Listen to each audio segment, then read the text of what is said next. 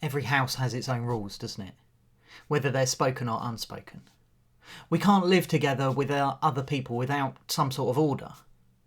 I did once live in a student house where we started off with very few rules, and it didn't take long for the place to end up looking like something out of a very serious documentary where something horrible had happened.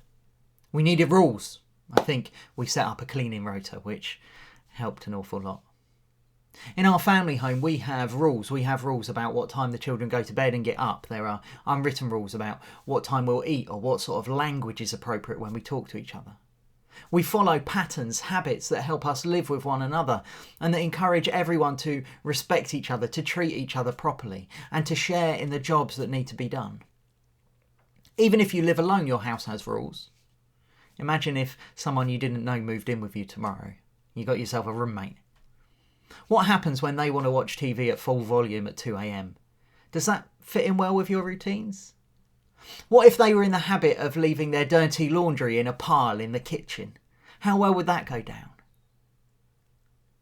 Our households all have rules. It helps us to function. When we're on our own, it gives us a framework. It gives us a pattern by which we live. And when we live with others, it can also help us to live harmoniously. Either way, we are all more effective in whatever we're doing if the house rules are followed. If there is some order in our home rather than chaos, it helps us be more effective in every area of life.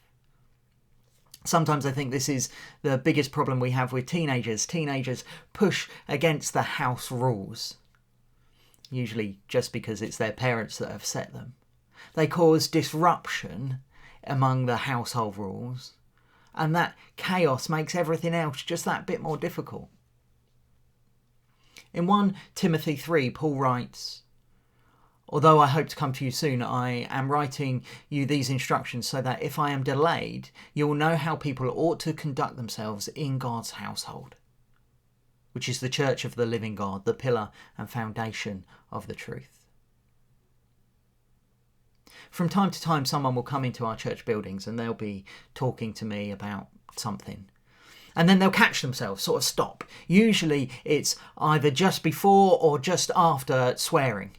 And they'll apologise, like swearing in the church buildings is punishable by death. As far as I know, it's not. And if I'm honest, I always find it a little amusing, as if God will be any more or less offended if you're standing in the building or outside in the car park. When Paul writes about how people should conduct themselves in God's household, he's not talking about what we should do in a church building. The church in Ephesus didn't have a nice building with a stage and a PA and a big cross on the top. Rather, Paul's talking about the way in which we as God's people should all treat one another all the time. It's no good putting on an act for Sunday mornings and being someone else entirely all week.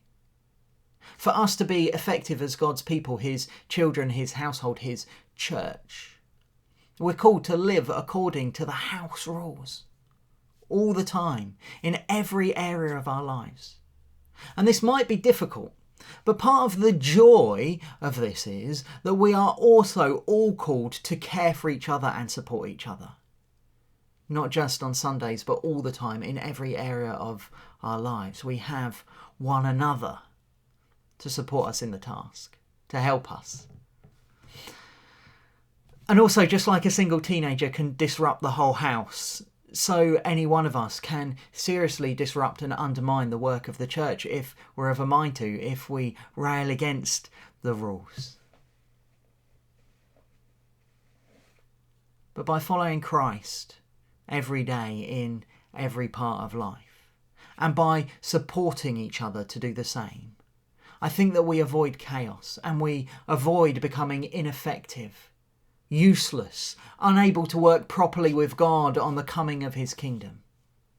In this way, I think we can be a united, effective church of Christ Jesus.